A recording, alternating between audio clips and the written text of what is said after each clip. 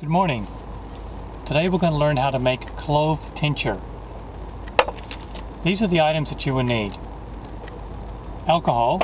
You can use 100 proof vodka or you can use 80 proof brandy, but it must be the highest proof that you can get.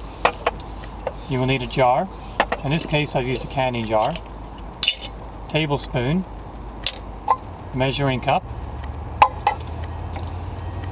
Duct tape and pen that you can use for labeling, and of course you will need the herb, clove.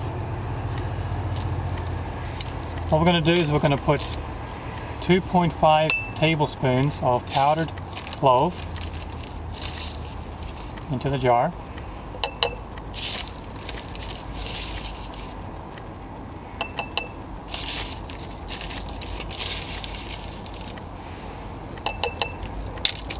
Next, we're going to be adding 2 ounces of brandy. I always like to use brandy rather than vodka because I find brandy has more nutrients in it and it just seems to go better with the teas that I mix the clove with, etc. I just prefer brandy over the vodka for some reason.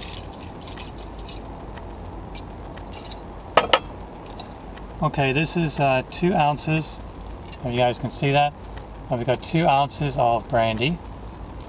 I'm going to go ahead and add this to the clove.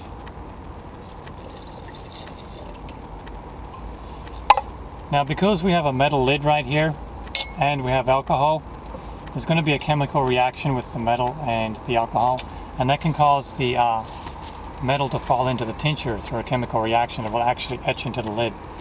So to solve that, you get a supermarket bag or a standard, flat plastic bag, and cut it up into a square. I'll go ahead and put that over the top of the lid, and that will protect the tincture. Now you can see the consistency right here. It's perfect. We've got just the right amount of powdered herb to the alcohol. It's all blended in really nice, and it's created a nice ratio of alcohol to tincture.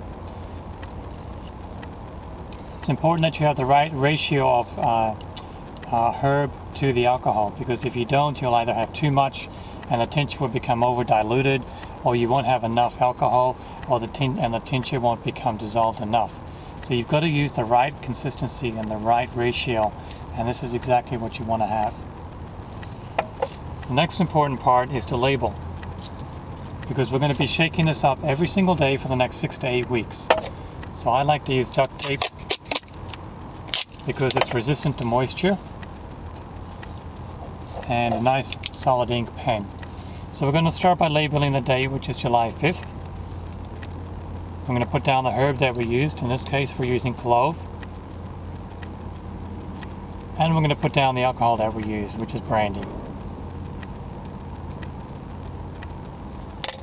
So when we have these 3 things labeling the tincture, we know exactly what we have.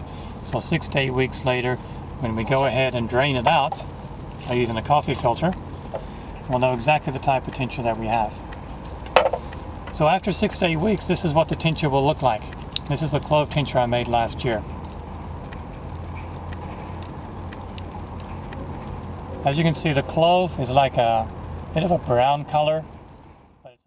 Continuing the clove tincture video. After 6 to 8 weeks, after we have filtered the clove tincture through a coffee filter, what will happen is we will put it into a small dropper bottle, and this is what a clove tincture looks like. As you can see, it's a nice brown color, and I like to use clove for bringing strength back to the body. It's good for the upper part of the body, like for memory. I also like to use clove to strengthen the immune system, and I find clove very good. For example, if I have a strong day of physical activity, I'll take clove tincture and it helps bring strength back to my body. For some reason, clove is really good for strong healthy body.